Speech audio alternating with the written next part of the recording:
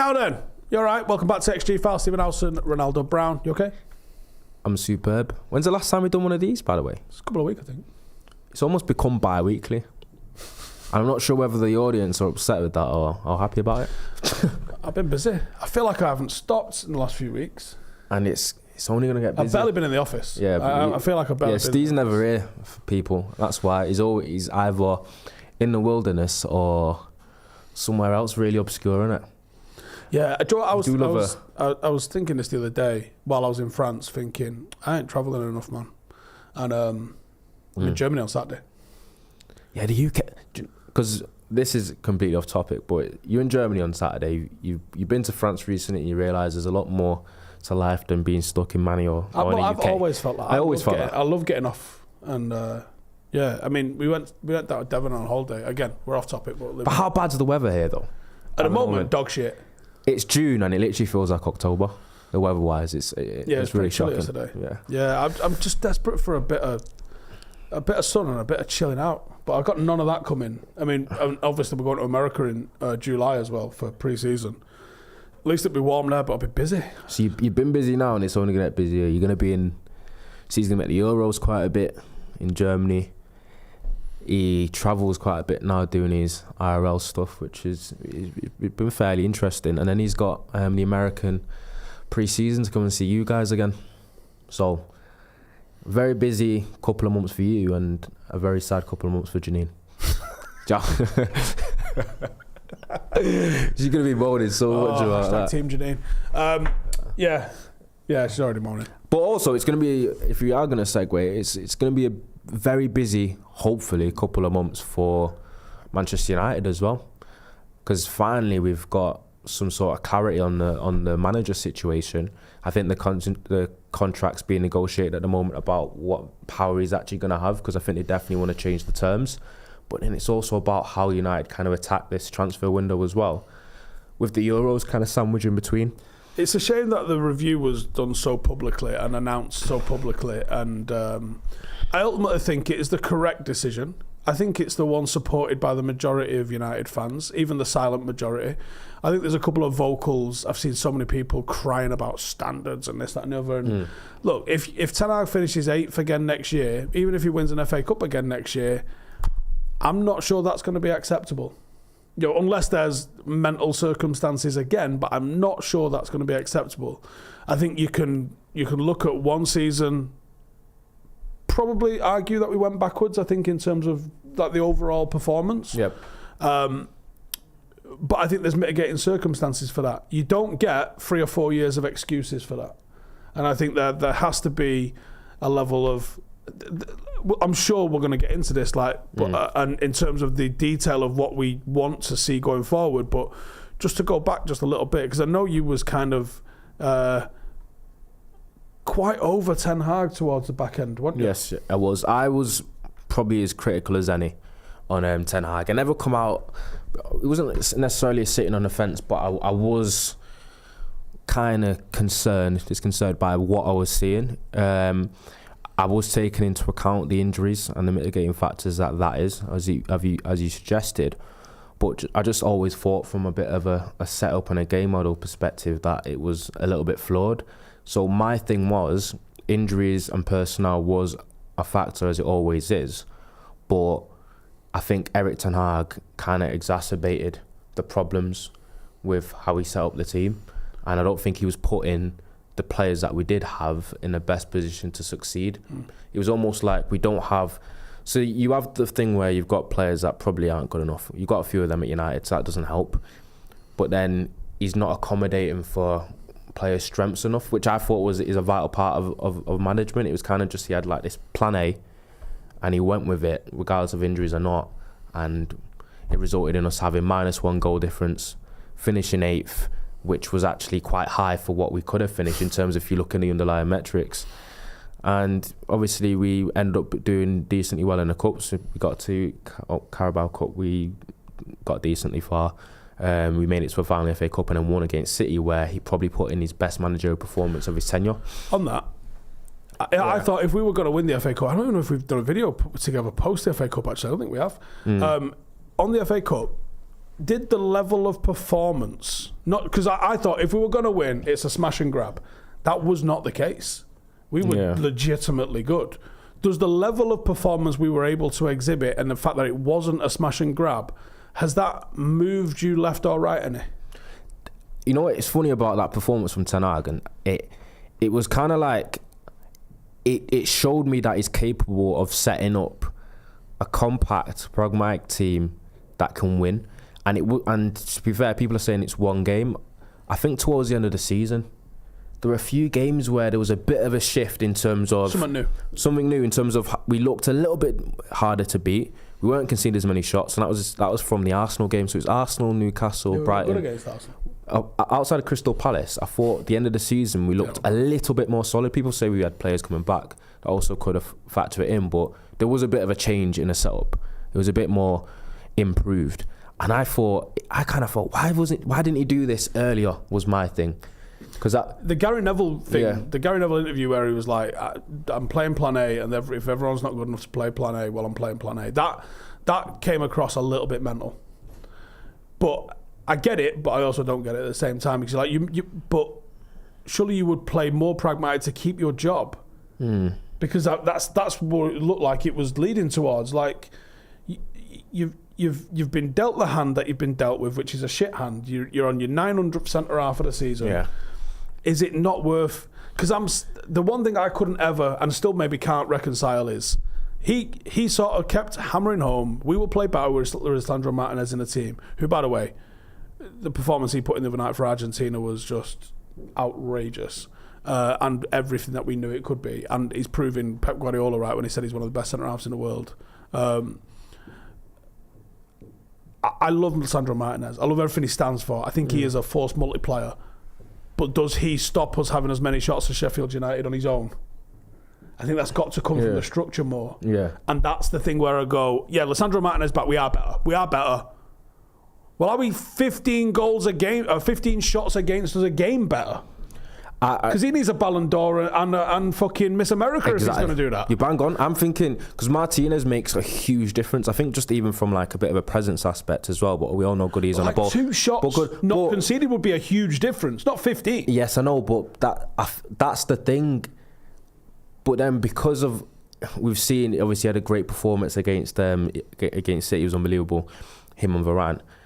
I think people have looked at that game and they're kind of trying to make it seem like having Martinez would have made like a 15, 20 goal difference or like a 10. I don't think it necessarily would have been. He would have 100% moved the needle. He's fucking quality. But it was more, I still think it was a combination of obviously not having your better players and the rotating centre-half partnerships. That's definitely a viable argument, but it's not the whole story. Ten Hag was to blame in aspect for certain tactical things that he did implement that were kind of wrong and weren't working, and he wasn't changing them because we was going in week out and we were seeing the same things and he didn't adjust until the end of the season. And you know what's funny? It's also coming out that the change that he did start to implement towards the end of the season was kind of encouraged by Wilcox. Yeah, and he took it. That's accurate, but I've seen it rumoured. And he's almost like he's taken the a bit of advice on board from Wilcox when he's come in, and then it's improved and he showed that he can coach a great game because he almost got the coaching performance against City. It was like perfect, and I was like, if you're capable of that, I wish you showed it more a little bit earlier. But I'm still gonna argue with people that are saying that everything that you saw last season that went wrong was 100% the injuries, because it definitely wasn't only. No, I disagree with it was, but I also think. And I wonder if INEOS came to the same conclusion themselves. Now, they went to the market. They tried to review.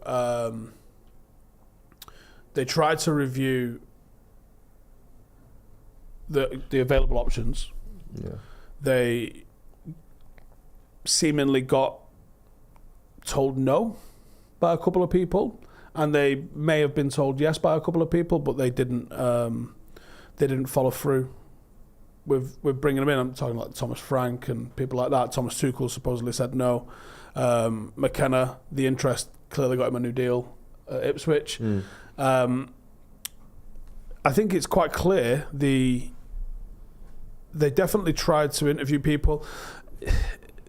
I get the need for doing a review. I don't necessarily get the need for doing it come the full end of the season, because that is then putting a lot of weight into where did you finish and how did you do in the cup.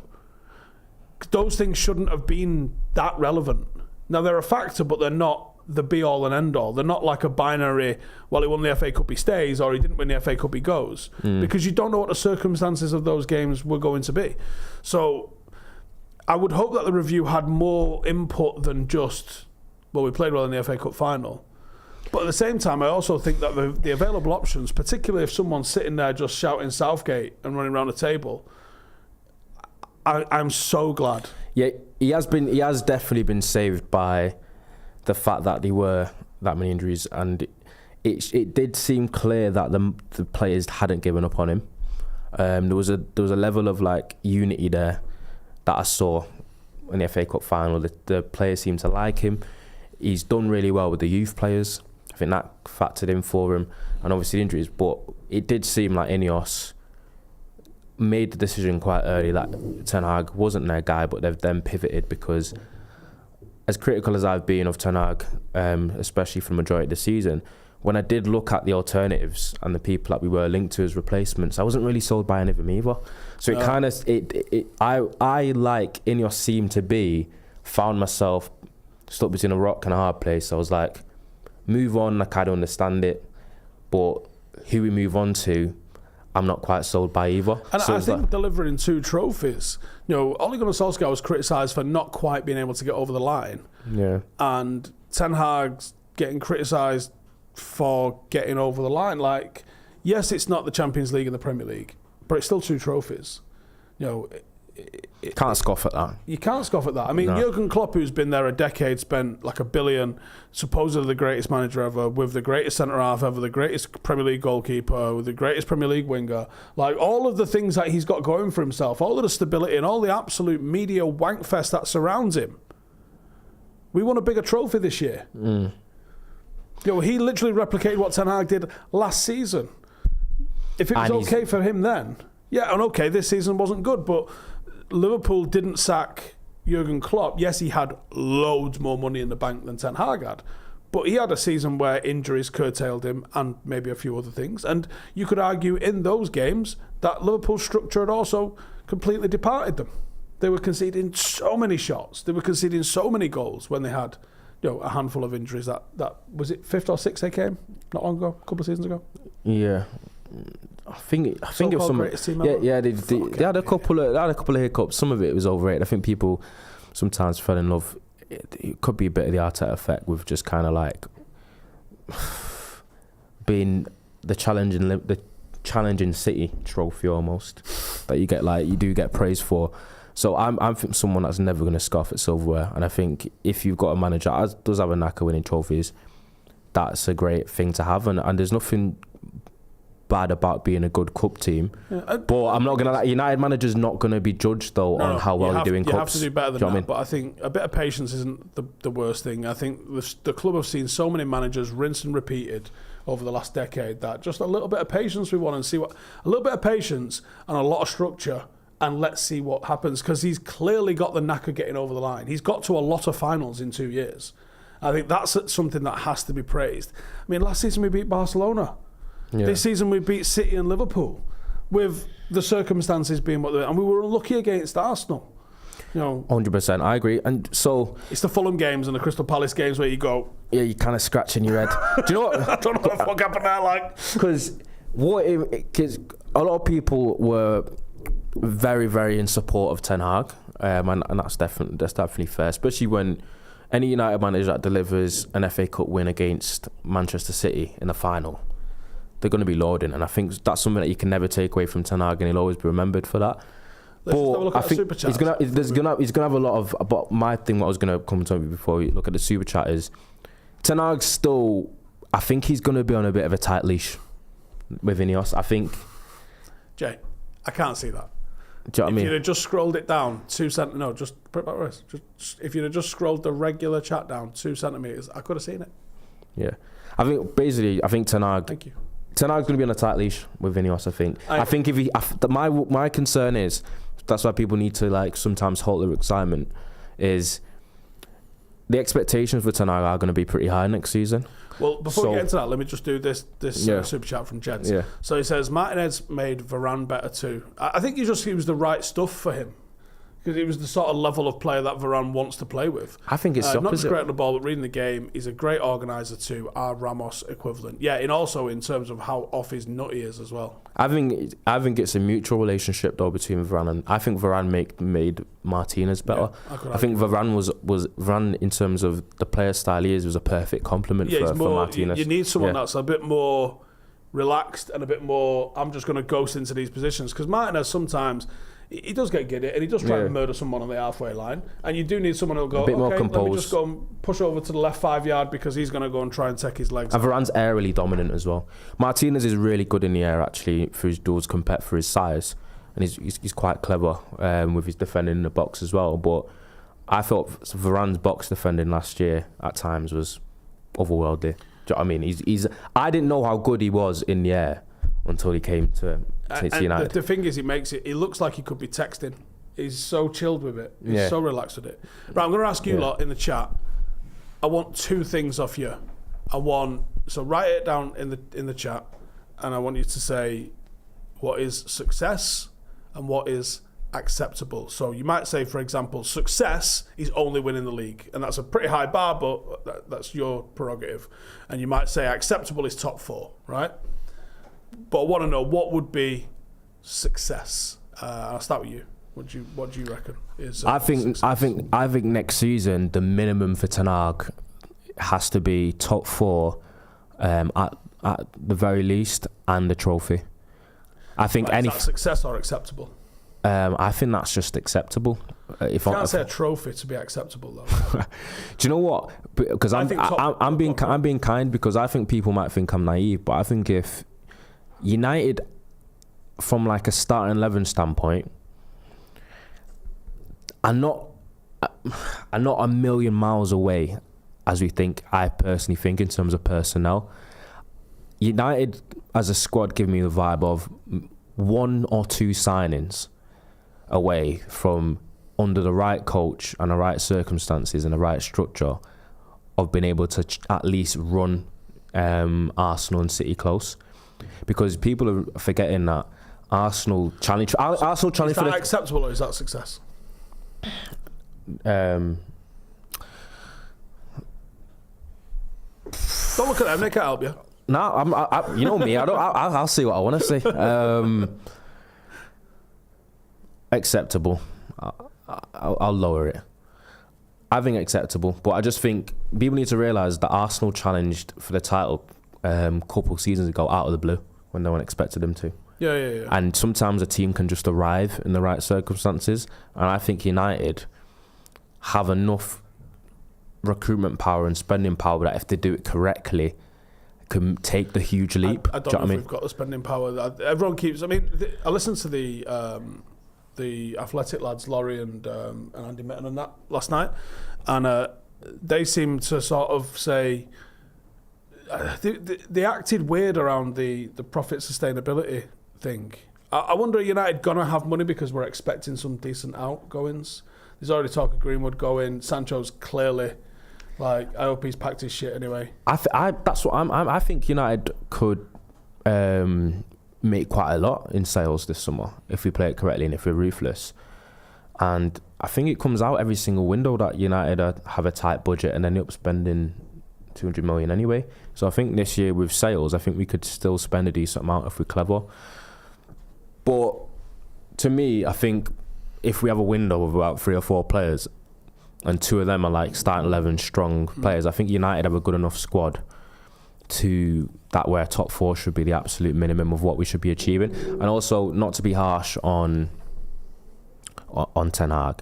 I know it's invariably season 1 under a new system for him, but it will be his 3rd season, and I think a Manchester United manager in their 3rd season should be aspiring for a title challenge, in my opinion. And I know that sounds crazy, but I think we're too far away. I would take success as. So I'll start with acceptable at the moment. I think if we finish 5th, I don't think that's acceptable next season. I think It's still going to be a big ask. I'm not necessarily saying it's going to be easy to finish in the top four. Because I think Chelsea will be good next season as well. They've got too many players. They've spent too much money on too many players. I think Chelsea... Chelsea and said Spurs will both be good. I think Villa might fall off a little bit. I think they've got to sell because of... Liverpool, unpredictable.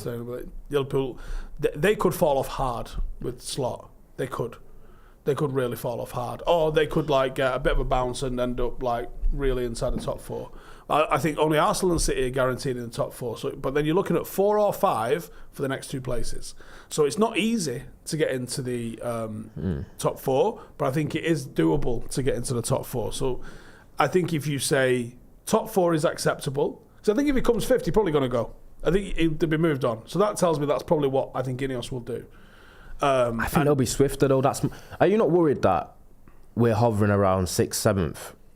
I don't know. It depends on by Christmas, and then INEOS a bit like. Well, if we are, then that's different. But if you're secure inside the top 4 and not a mile off the chasing pack, then that's one thing. I hope that they think it's more of a long-term plan. I hope they've not just sat down with him and said, right, who do you want to sign this summer? I hope they've sat down with him and said, right, we're going to look at a 2 or 3 year deal. Over that 2 or 3 years, how does the team look, and where do we want to be aiming for in those things? And I hope it says by the end of his contract, we want to be lifting a title. I'd take that. But you've got to take the steps towards that. You can't just say, finish 8th, win the league. You kind of have to go, right, finish 8th, finish in the top 4, finish 2nd or 3rd, then win it. I think that's the steps that's realistic steps. And even that, you're still competing against everybody else that's trying to do that. So there's not enough room at the table for people to always have progression. So I would say acceptable. It might even be 5th is acceptable depending on how it goes. But I would say, just for the ease of it, acceptable is a Champions League finish. Yep. Success is a Champions League finish or more. Let's say we, out of the blue, put a title challenge on, that would be success. If we did what Arsenal did this year or last year, I would call that success. If we finish top 4 and win a trophy, or we put on pressure, I'm calling that success. But I'm not calling just finishing top 4 success. I'll call that acceptable. I think I pretty much agree with you. But my expectations are, I think, if there aren't changes in terms of a decent window at the very least, and less than 10 shots a game, is that acceptable? yes, and 10 are kind of learning from the issues of last season, then top 4 it will be tough, because you're going to have Tottenham hovering, you're going to have Liverpool hovering, and I think Chelsea will be quite strong next season. But still, anything outside the top 4 is, I feel like he'll end up going. He's going to have to fucking sing for his supper, I think, if he gets outside the top 4. There needs to be an inquiry almost, a little bit like there's just been maybe. We'll be like, right, so we didn't finish in the top 4, why? Because I think, and it was well, we had all these injuries again. I know it sounds mad, but because the injury excuse won't be there. But Ratcliffe isn't the youngest fella. Yeah, he might be a bit desperate. He think might be Abramovich style. I think so. I think Ratcliffe. That's what Nice have been like. Yeah, I think Ratcliffe wants to win much sooner than the fans may think. Keith Kelly, the super chat there, says this is a 3-year project. So Jim's already said INEOS won't sack Ten Hag unless it goes horribly wrong. Patience is required from everyone. I think patience is the rarest resource in football, to be honest with you.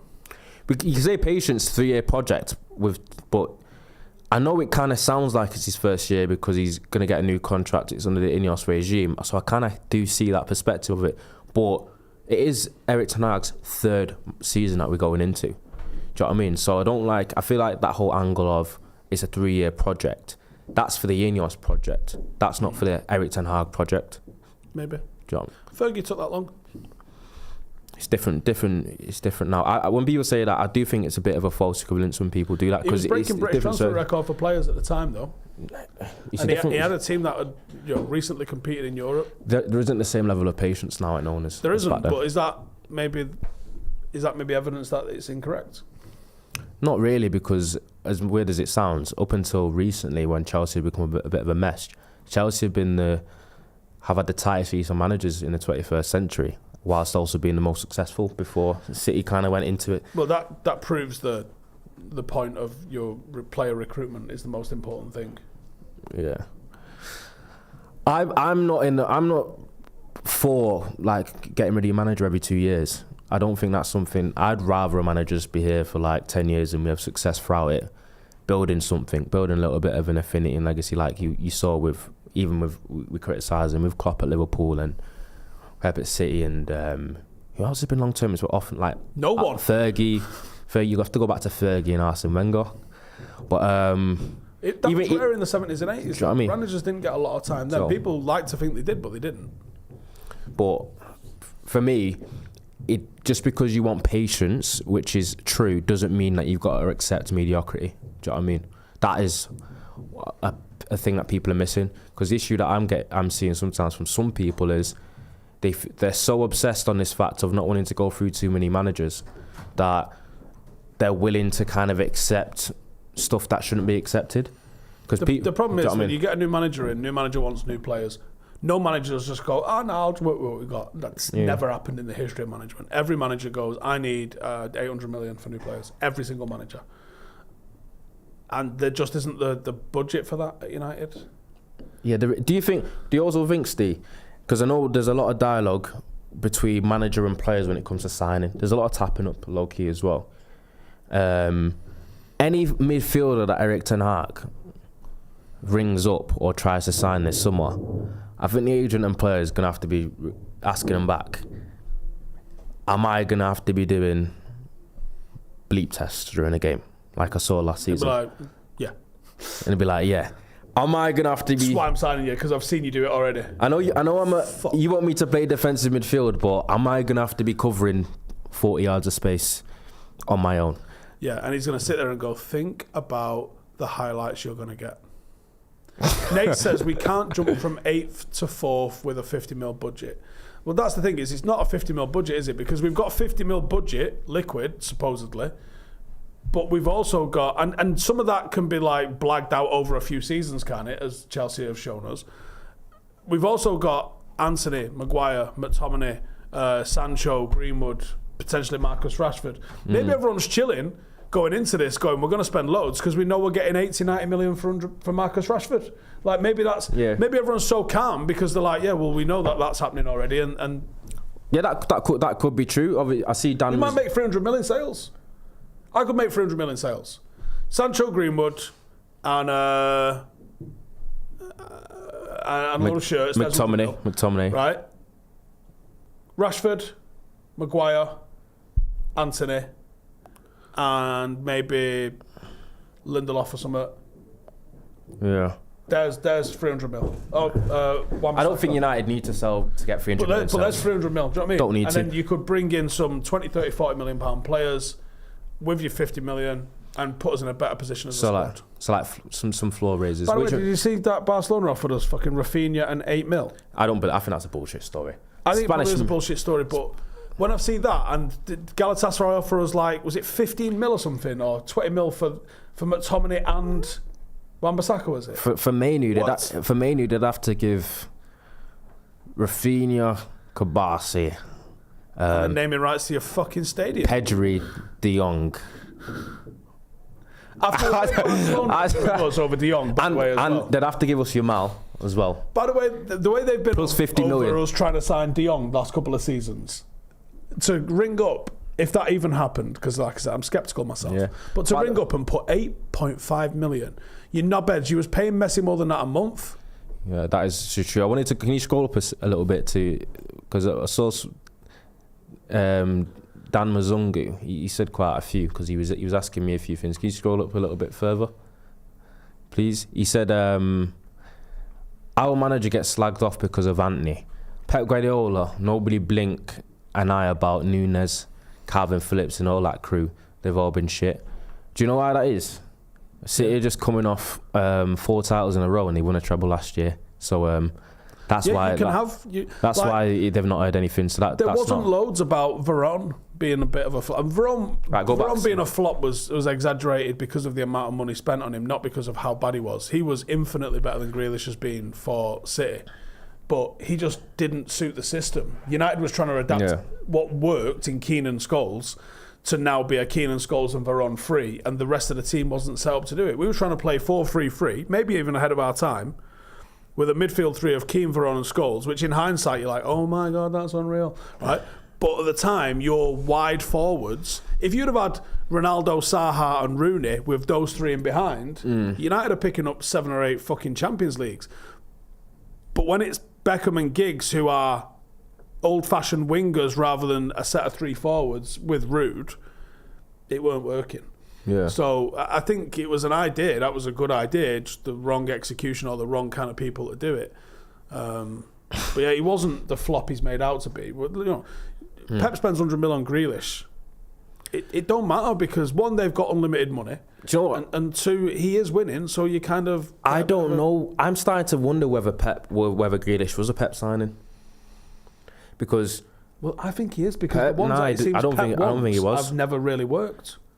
It's the ones that the club wants that seem to be the best ones. I disagree. He's so particular. I think it's the opposite. I think there are some players that Man City signed that aren't anything to do with Pep, because I don't think he has a transfer veto, and he does have obviously dialogue, but City, believe it or not, the boardroom, they are quite smart, almost very smart to the point where they're very dodgy. I think they make signings like Grealish just for the commercial part of it, sometimes the PR, public relations part of it. Maybe. There are a few signings that I've seen that don't seem to fit. I think Doku, that's not a Pep signing. He's not even a Pep player, but he's coming and he's been decent. I think sometimes there's a lot of people like from Tiki, I think it's Tiki Barber, the people that are, is that the name of it? Cheeky Producer. Cheeky, something like that. Sometimes these boards give players and they're like, we think he'll fit well. The director of football, Brado, try and implement him in, and then I think Pep just goes okay. Abhinav there says, people say Bodnic was a flop even though we won the league. Wanted to ask you, he just wasn't Schmeichel and he was off his nut. What happened to Amarin? No clubs considered him. Well, there's still clubs looking, isn't there? There's still loads of clubs looking. He could still move. And Nay says, sales rest on the board, so their expectations should align with how well they sold. High expectations all around are what fuel the media bias against us. Maybe, yeah. But the prices that I've seen for some United players, and then you see other people saying, like fucking Branthwaite's £100 million centre half, and you're like, fuck, just stop. Just stop. Wait, Enrico says, did Romano piss you off, or maybe his newfound style of announcing news? Wait, I just look for when was the last time he actually announced anything that was his own exclusive? Saying that Tuchel wasn't getting a job at United. I think he was the one that brought that. But it just seems, for the amount of stuff he puts out there, much of it is, as reported. To be fair, he brought that. He brought that because, and I thought it was obvious what happened. So Tuchel's had that meeting in Monaco. It's not gone well for Tuchel. I didn't really come to an agreement, or INEOS didn't fancy him. And then the reports came out on the day that Romano said that Tuchel wasn't going to get the job. The reports were early and saying, Tuchel's being considered heavily. This is just meeting in Monaco, and everyone started briefing that. And I think Tuchel's agents went, because Tuchel's agent already knows that he's not getting a job at this point. Tuchel's agent's gone to Romano and said, Tuchel ain't getting a job. And then he's got him to frame it as Tuchel wants to take a break from management, when he was kind of twerking for the United job for the past few weeks, just to kind of a bit of a damage control. And then I thought it was just kind of a bit of a PR, because I think sometimes agents use Romano to do that. I think that's mostly what his job is now. Yeah, I think there's a little bit of that. Where's that chat gone at the top? No, don't stop moving. I was finding it. Matthew says, Steve, I think you should look into doing Tenny Fan for the IRL channel. It's exactly how he sounds. 10 times up and down Penny Fan in 24 hours for charity, not for the faint-hearted by all accounts. Jeebus. That would be hard pause. Fucking hell. Yeah. That's... I don't know, maybe... What? Write it down. All right, maybe... We'll consider it. Yeah, definitely. At the minute, I can't stand up straight. I've got a bad foot. I was at the physio yesterday over my knee. I've pulled my popliteal muscle behind my knee. And do you know how I've done it? Driving that fucking Defender. Popliteal? So what, is that what he said? I think it's called popliteal. Is that what he said? Have you gone to the hospital? Well, I went to a physio yesterday. Okay. Because I don't know whether you just fucking self-diagnosed that. No, I went to go get checked out because I'm fucking worried. I was worried because I thought it was meniscus, and I'm like, if it's meniscus, cancel everything for the rest of the year because you can't do nothing with that. It's surgery and it's a long recovery for it. Yeah. But no, it's a muscle. It still hurts, but at least it's not meniscus. Yeah. I've got an ultra marathon in September, and then I've got one with the army in October. And at the minute, I can't fucking stand up for more than an hour. Like, when we finished training on Tuesday night, like it took me like 15 minutes to get back to the car. I was in absolute tatters. Not good. I'm going to be doing an ultra marathon. I don't fucking know. We'll see. Well, but do you know Howson what? says United, the new Arsenal, top 4 on a trophy. Raise your standards. Oh fucking. Oh man. Do you know what? All right, yeah, let's win the fucking treble next year. And if we don't, fucking sack everyone. I would have liked. Do you realise how ridiculous you sound? I would have liked to have seen a title challenge by now into the 3rd year under Erik Ten Hag, but we've obviously seen that United aren't as close to that as we think. But I also at the same time think we aren't as far away as people think as well. Maybe. I don't know. I've fucking said it wrong. It is what it is. Yeah. But 1 second, I need to take this. Right, wrap it up anyway. Nice one. All right. Go. See you in a bit. All right. Bye-bye. See you later. Come to the XG Files. Steve's had to dip. Do the mic, Jay. Hey, thank you for watching the video. If you are new around these parts, then don't forget to subscribe. My channel is proudly supported by my community on Patreon. If you'd like to get a little bit of extra content, a Discord group, meetups, 5-a-side games, weekly podcasts, behind the scenes, and even an occasional bit of transfer news as and when I get it, then for the price of a pint, you can show your appreciation for the content that we make and get some goodies for doing so as well. Check the link in the description or click the button right here. You'll also find all of my socials here too if you want to follow me on any of those platforms. Nice one.